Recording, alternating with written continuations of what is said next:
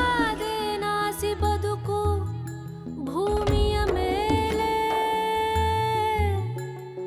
ಕರೆಯಬಹುದೇ ಇದನ್ನು ಕೂಡ ದೇವರ ಲೀಲೆ.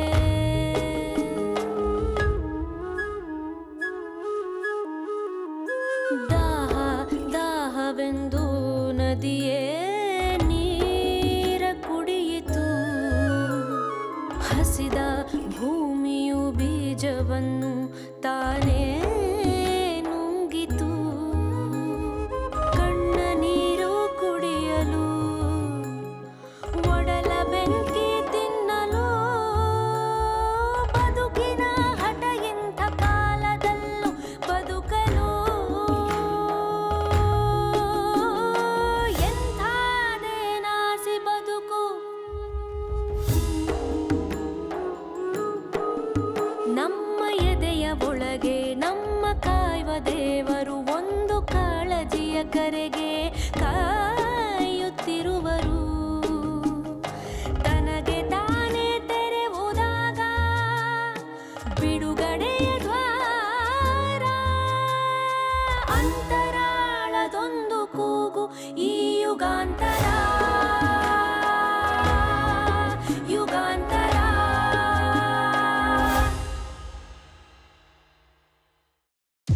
ಮುದಿ ಕುದುರೆ ಏರಿ ರಣಕ್ಕೆ ಇಳಿಬಾರ್ದಿತ್ತು ತಾಯಿ.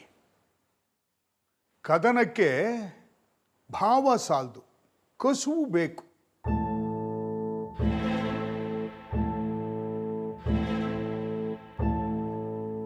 ಗೆದ್ದು ಸಾಯುವ ಭ್ರಮೆ ಇತ್ತು, ಸೋತೆ ತಾಯಿ. ರೋಗ ಬಲಿಯುವ ವೇಗದಲ್ಲಿ ಆರೋಗ್ಯ ಚಿಗುರಲ್ಲ. ವಿಷಯ ಎಲ್ಲಿವರೆಗೂ ಬಂತು? ಅರೆಸ್ಟ್ ಆಗಲಿಲ್ಲ. ತಲೆ ಮರೆಸ್ಕೊಂಡಿದ್ದಾನೆ ಅನ್ನೋದು ಪೊಲೀಸರ ಅಂಬವಣ. ರಮಾನಂದ ಮನೇಲೇ ಇದ್ದಾನೆ. ಆಂಟಿಸಿಪೇಟರಿ ಬೇಲ್ಗೆ ಅರ್ಜಿ ಹಾಕಿದ್ದಾನೆ. ಅದು ಸಿಗುತ್ತೆ. ನಂತರ ನಿಧಾನವಾಗಿ ಕೇಸು ತೆಳ್ಳಗಾಗುತ್ತೆ, ಪ್ರಾಮುಖ್ಯತೆ ಕಳ್ಕೊಳ್ಳುತ್ತೆ, ವಿಷಯ ಮುಚ್ಚೋ. ಚುನಾವಣೆ ಟಿಕೆಟ್ ವಿಷಯ ಎಲ್ಲಿವರೆಗೆ ಬಂತು? ಜಾತಿ ಬಲ ಇದೆ, ಹಿಂಬಾಲಕರ ದಂಡಿದೆ, ಹಣ ಯಥೇಚ್ಛವಾಗಿದೆ ಅನ್ನೋದು ಈಗ ಸಾಬೀತಾಗಿದೆ. ಖರ್ಚು ಮಾಡಿ ಟಿಕೆಟ್ ಕೊಂಡ್ಕೋತಾ ಇದ್ದ. ಈಗ ಸಮಸ್ಯೆ ಅಂತ ಆಗಿರೋದ್ರಿಂದ ಹೆಚ್ಚು ಖರ್ಚು ಮಾಡ್ತಾನೆ, ಟಿಕೆಟ್ ಸಿಗುತ್ತೆ. ನಾನು ಬಂದ ಉದ್ದೇಶ ಬೇರೆ ತಾಯಿ. ಹೇಳಿ. ರಮಾನಂದ ವಿಷ ಸರ್ಪ, ಕೊಂದು ಬಿಡಬೇಕಾಗಿತ್ತು, ಆಗಲಿಲ್ಲ. ಈಗ ಗಾಯ ಮಾಡಿ ಬಿಟ್ಟಿದ್ದೀವಿ. ದ್ವೇಷ ಸಾಧಿಸ್ತಾನೆ. ನನ್ನ ಕಾಲ ಮುಗೀತು. ಅವನು ನಿನ್ನನ್ನು ಬದುಕೋದಕ್ಕೆ ಬಿಡೋದಿಲ್ಲ. ಅದಕ್ಕೆ ಅವನ ಅಧಿಕಾರ ಏನಿದ್ರು ರಾಜ್ಯ ರಾಜಕೀಯಕ್ಕೆ ಸೀಮಿತ. ಕೇಂದ್ರ ಅಥವಾ ಇತರೆ ರಾಜ್ಯಗಳಲ್ಲಿ ಅವನ ಪ್ರಭಾವ ಇಲ್ಲ. ಸಾಕು ಈ ರಾಜ್ಯ, ಹೊರಟು ಬಿಡುತ್ತಾಯಿ. ಅದೇನು ನನ್ನ ಬಗ್ಗೆ ಇಷ್ಟು ಕಾಳಜಿ? ಶತ್ರುವಾಗಿ ನೋಡಿದ್ದೀನಿ. ಮಗಳ ಬದುಕಿಗೆ ಒತ್ತಾಸೆಯಾಗಿ ನಿಂತು ನನ್ನ ಹೃದಯಕ್ಕೆ ಹತ್ತಿರವಾಗಿದ್ದಿ. ನಿನಗೆ ನೋವಾಗುವುದು ಬೇಡ. ಸಂತರು ಸತ್ತರೆ ಹುತಾತ್ಮರಾಗ್ತಾರೆ. ಸಿದ್ಧಾಂತ ಜನಜನಿತವಾಗುತ್ತೆ. ಆದರೆ ಸಂತರು ಸೋಲಬಾರದು ತಾಯಿ. ಸಿದ್ಧಾಂತ ಸಾಯತ್ತೆ. ನೀನು ಸೋಲಬಾರದು. ಬುದ್ಧಿ ಇತ್ತು, ತಕ್ಕ ಮಟ್ಟಿನ ವಿದ್ಯೆ ಇತ್ತು, ವಿಷಯಗಳನ್ನು ತಿಳ್ಕೊಂಡಿದ್ರಿ, ವ್ಯವಸ್ಥೆಯ ಆಳ ಅಗಲದ ಅರಿವಿತ್ತು. ಹಾಗಿದ್ದು ಹೊಲಸಿನ ಪರ ನಿಂತ್ರಿ. ವ್ಯವಸ್ಥೆಯ ಆತ್ಮ ಆಡಳಿತ, ಅದನ್ನ ಸ್ವಚ್ಛವಾಗಿಡ್ಬೇಕಿತ್ತಲ್ವಾ?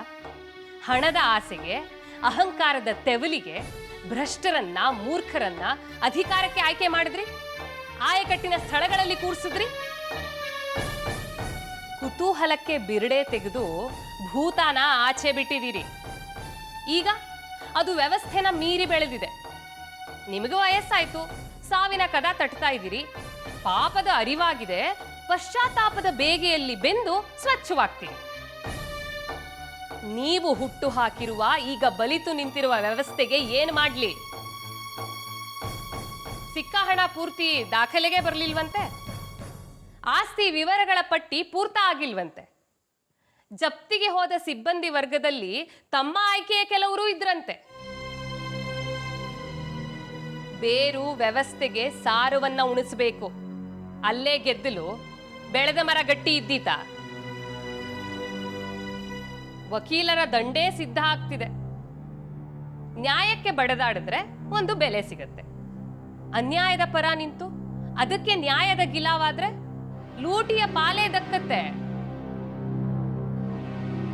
ಅತಿ ಬುದ್ಧಿವಂತ ವಕೀಲರು ವಾದಕ್ಕೆ ನಿಂತದ್ದು ಅತಿ ಭ್ರಷ್ಟರ ಲಂಪಟರ ಪರಾನೆ.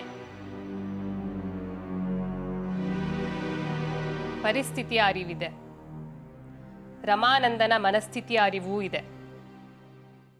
ಲೂಟಿಗೆ ನಿಂತವನು ಸೋತ ಶತ್ರುವನ್ನ ಯಾವತ್ತೂ ಕ್ಷಮಿಸಲ್ಲ, ಮುಗಿಸ್ತಾನೆ. ಅಷ್ಟು ಸತ್ಯ ನನಗೂ ಗೊತ್ತಿದೆ. ತಮಗೆ ಮನದಟ್ಟು ಮಾಡ್ತಾ ಇದ್ದೀನಿ. ನನ್ನ ಬಗ್ಗೆ ಕಾಳಜಿ ಅಂದ್ರಿ, ಅದಕ್ಕೊಂದು ಯೋಗ್ಯತೆ ಬೇಕು, ಅದು ನಿಮಗಿಲ್ಲ. ರಕ್ತ ಮಾಂಸದ ಅರುಂಧತಿಯನ್ನ ನೀವು ಉಳಿಸಬಹುದು, ಅದಕ್ಕೊಂದಷ್ಟು ಹಣ ಸಾಕು, ಅಷ್ಟೇ ಚೈತನ್ಯ ನಿಮಗಿರೋದು. ಮಾನಸಾಳ ಪಾಲಿನ ಪೂರ್ತಿ ಆಸ್ತಿಯನ್ನ ಡೆಸ್ಟಿಟ್ಯೂಟ್ ಹೋಮಿಗೆ ಬರೀತಾ ಇದ್ದೀನಿ. ಅಲ್ಲಿ ಆಡಳಿತಕ್ಕೆ ಯಾರಾದರೂ ಪ್ರಾಮಾಣಿಕರು ಬೇಕು. ನಿನಗೆ ವಯಸ್ಸಿದೆ, ಪ್ರಾಮಾಣಿಕಳು, ಆಡಳಿತದ ಅನುಭವ ಇದೆ, ಅನಾಥರ ಬಗ್ಗೆ ಅನುಕಂಪ ಇದೆ, ಗೌರವದ ಬದುಕಾಗುತ್ತೆ, ಜೀವಕ್ಕೆ ಅಪಾಯ ಇಲ್ಲ. ಸಾಕು ಈ ಹೊಲಸಿನೊಟ್ಟಿಗೆ ಗುದ್ದಾಟ, ನಿನಗಲ್ಲ ಇದು. ನಾನು ಒಳಗಿನ ರೋಗಕ್ಕೆ ಮದ್ದುವರಿಯೋ ಪ್ರಯತ್ನದಲ್ಲಿದ್ದೀನಿ. ತಾವು ಹೊರಗಿನ ಗಾಯಕ್ಕೆ ಮುಲಾಮ ಹಚ್ಚು ಅಂತಿದ್ದೀರಿ. 4 ಅನಾಥರನ್ನ ಕಾಯೋ ಚಪಲಕ್ಕೆ ವ್ಯವಸ್ಥೆಯನ್ನ ಅನಾಥವಾಗಿಸೋ ಮನಸ್ಸು ನನಗಿಲ್ಲ. ಅರುಂಧತಿ ಕೇವಲ ರಕ್ತ ಮಾಂಸದ ಒಬ್ಬ ವ್ಯಕ್ತಿ ಅಲ್ಲ, ಅವಳೊಂದು ಭಾವ. ಬದುಕು ಕೊಟ್ಟ ಅಮ್ಮನ ಋಣ ಇದೆ, ಬದುಕ ಬಿಟ್ಟ ಅಪ್ಪನ ಋಣ ಇದೆ, ದಿಕ್ಕು ತೋರಿಸಿ ಚುಕ್ಕಾಣಿಯಾದ ಸದಾಶಿವರಾಯರ ಋಣ ಇದೆ. ಅಲ್ಲಿ ಅನಾಥಾಲಯದಲ್ಲಿ ತಿಂದ ಪ್ರತಿ ಅನ್ನದ ಅಗಳು ಯಾರ್ಯಾರದ್ದೋ ಅನಾಮಿಕರ ದೇಣಿಗೆ, ಅದೆಲ್ಲದರ ಋಣ ಇದೆ. ನಾಚಿ ಕೆಂಪಗಾಗುವ ಒಳಗಿನ ಅವ್ಯಕ್ತ ಭಯಕ್ಕೆ, ವೇಗದ ಉಸಿರಾಟಕ್ಕೆ ತೊಡಗಿರುವ ಮುಗ್ಧ ಅಮಾಯಕ ಹೆಣ್ಣಲ್ಲ ನಾನು. ರೋಷ ಇದೆ. ನನ್ನಂಥವರನ್ನ ಬದುಕ ಬಿಡದ ವ್ಯವಸ್ಥೆಯ ಬಗ್ಗೆ ರೋಷ ಇದೆ. ನಾಶಕ್ಕೆ ನಿಂತಿಲ್ಲ ನಾನು, ಮದ್ದು ಅರೆದು ಸ್ವಚ್ಛ ಮಾಡ್ತೀನಿ. ಪಲಾಯನ ನನ್ನ ಗುಣ ಅಲ್ಲ. ರೋಷಕ್ಕೆ ಕೆಂಪಗಾಗಿದ್ದೀನಿ, ಬುಸುಗುಡ್ತಾ ಇದ್ದೀನಿ, ಮುಕ್ತಾಯ ಹಾಡ್ತೀನಿ. ತಮಗೆ ಸಮಯ ಆಯಿತು, ಹೊರಡಿ.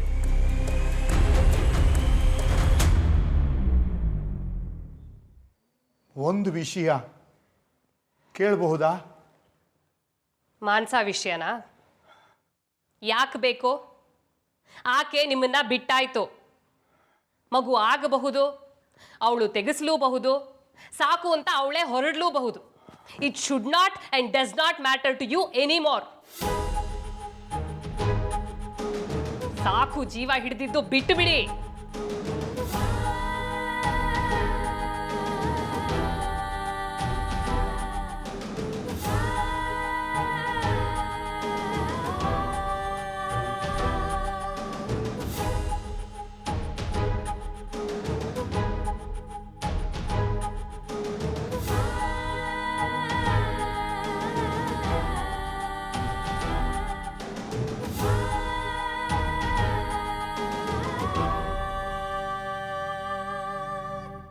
ಇದೊಂದು ವ್ಯವಸ್ಥೆ, ಇದಕ್ಕೆ ದಿಕ್ಸೂಚಿ ಸಂವಿಧಾನ, ಮತ್ತು ನಾನು ಅದಕ್ಕೆ ಬದ್ಧ. ಇದೊಂದು ದೊಡ್ಡ ಯಂತ್ರದಲ್ಲಿ ನೂರಾರು ಬಿಡಿ ಭಾಗಗಳಿವೆ. ನಾನು ಒಂದು ಸಣ್ಣ ಬಿಡಿ ಭಾಗ ಮಾತ್ರ. ಮಿತಿ ಒಳಗಿದ್ರೆ ಮಾತ್ರ ನನಗೆ ಅಸ್ತಿತ್ವ, ಇಲ್ಲದಿದ್ದರೆ ಇಲ್ಲ. ನಾನು ಲೋಕಾಯುಕ್ತ ಹೌದು, ಆದರೆ ಇಡೀ ವ್ಯವಸ್ಥೆಯ ಅಂಕೆಯ ಅಧಿಕಾರ ನನ್ನದಲ್ಲ. ಬಲಿಯದೆ ಮಾಗಿದ ಹಣ್ಣು ರುಚಿಸೋಲ್ಲ ತಾಯಿ. ಈ ವ್ಯವಸ್ಥೆ ಬಲುತ್ತಿಲ್ಲ, ಜನಸಮುದಾಯದ ಮನಸ್ಥಿತಿ ಮಾಗಿಲ್ಲ. ಏನಾದ ಹಾಗಾಯ್ತು? ಏನು? ರಮಾನಂದನ ಜಪ್ತಿ ಆಯಿತು, ಸಾಕಷ್ಟು ಹಣ ದೊರೆತಿದೆ, ಆಸ್ತಿಯ ವಿವರ ಲಭಿಸಿದೆ. ಸದ್ಯಕ್ಕೆ ಮುಟ್ಟುಗೋಲಾಗಿದೆ. ತನಿಖೆ ಆಗ್ತಿದೆ, ವರದಿ ಕೊಡ್ತೀರಿ, ನಂತರದ್ದು ಹೇಳಿ. ಪ್ರಾಸಿಕ್ಯೂಷನ್ಗೆ ಶಿಫಾರಸು ಮಾಡ್ತೀವಿ, ಸಾಕ್ಷ್ಯಾಧಾರಗಳಿದ್ರೆ. ಈಗ ಆ ಮನುಷ್ಯನಿಗೆ ಮತ್ತೆ ಟಿಕೆಟ್ ಸಿಗತ್ತೆ, ಗೆದ್ದು ಬರ್ತಾನೆ, ಪಟ್ಟದಲ್ಲಿ ಕೂರ್ತಾನೆ. ಸಾಕ್ಷ್ಯಾಧಾರಗಳು ನಾಶ ಆಗತ್ತೆ, ನಿಮ್ಮ ವರದಿ ಕಸದ ಬುಟ್ಟಿ ಸೇರತ್ತೆ, ಶಿಫಾರಸು ತಳಕ್ಕೆ ಹಾಕಿ ಕೂರ್ತಾನೆ. ವಿಷಯ ನೇಪಥ್ಯಕ್ಕೆ ಸರಿಯತ್ತೆ, ಆಸ್ತಿ ಹಣ ವಾಪಸ್ಸು ಅವನನ್ನೇ ತಲುಪತ್ತೆ, ಅಧಿಕಾರದಲ್ಲಿ ಮುಂದುವರಿತಾನೆ, ಮತ್ತಷ್ಟು ದುಡಿತಾನೆ. ಸದ್ಯದ ಪರಿಸ್ಥಿತಿಯಲ್ಲಿ ನೀನು ಹೇಳಿದ್ದಷ್ಟು ಸತ್ಯ ತಾಯಿ.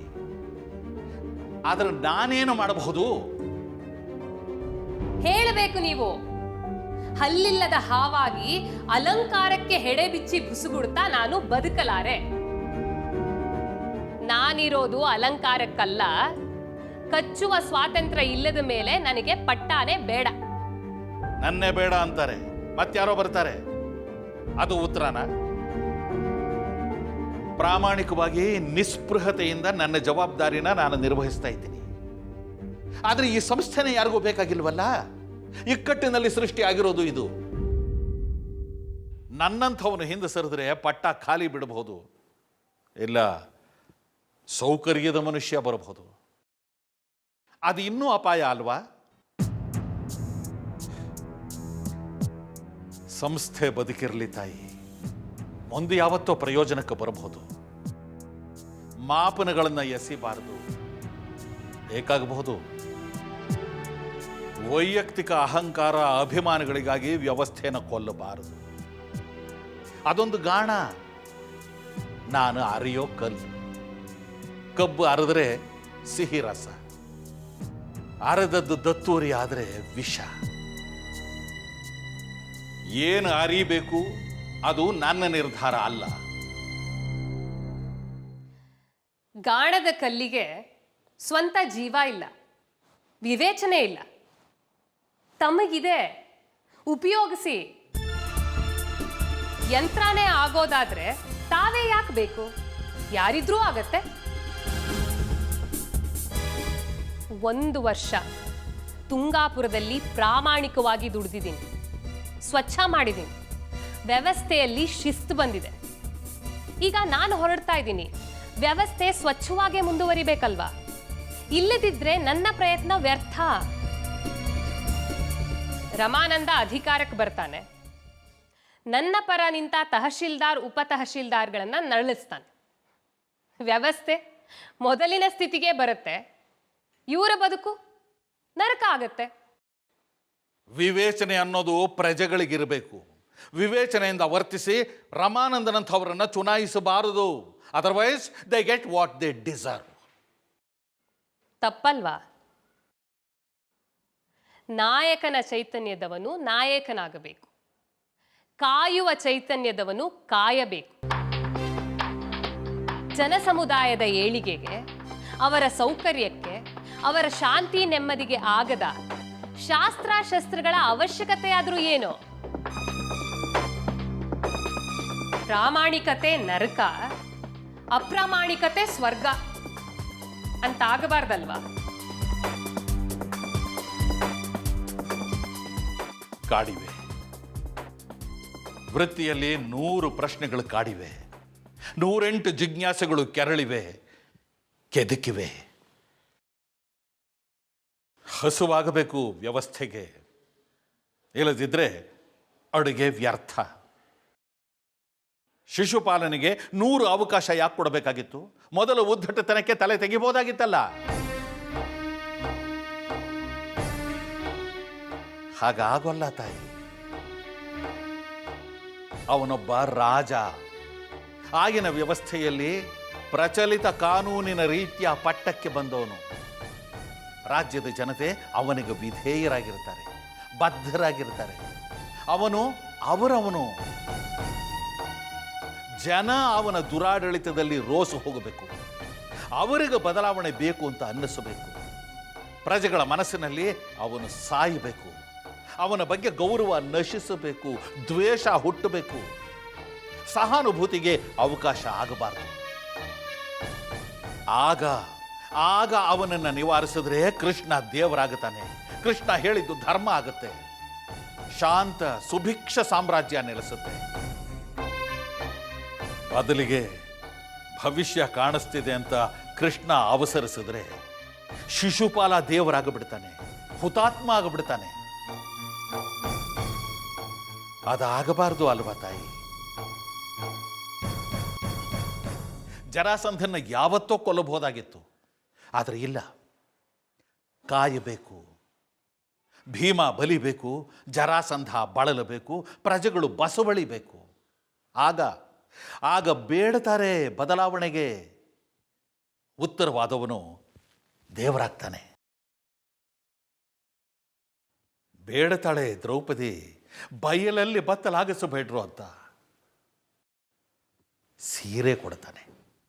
ಬದಲಿಗೆ ದುಶ್ಯಾಸನ ದುರ್ಯೋಧನರನ್ನೇ ನಿವಾರಿಸಬಹುದಾಗಿತ್ತಲ್ಲ.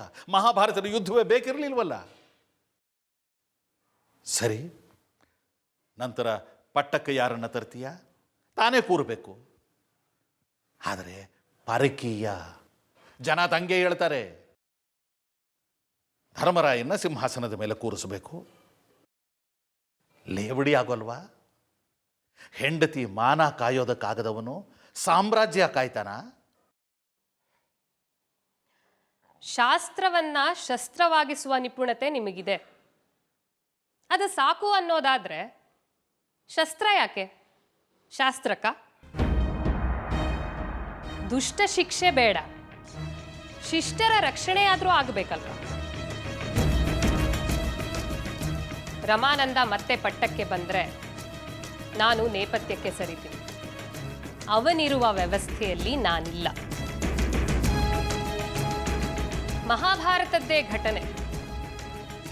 ಅರ್ಜುನನ ಗತಿ ಮಂದ ಅಂತಾದಾಗ ಕೃಷ್ಣ ಚಕ್ರ ಹಿಡಿದು ಕೆಳಗಿಳಿದ್ನಂತೆ. ಗೀತೆ ಬೋಧಿಸಬೇಕು ಸತ್ಯ, ಹಾಗಂತ ಚಕ್ರಕ್ಕೆ ತುಕ್ಕು ಹಿಡಿಬಾರ್ದಲ್ವಾ?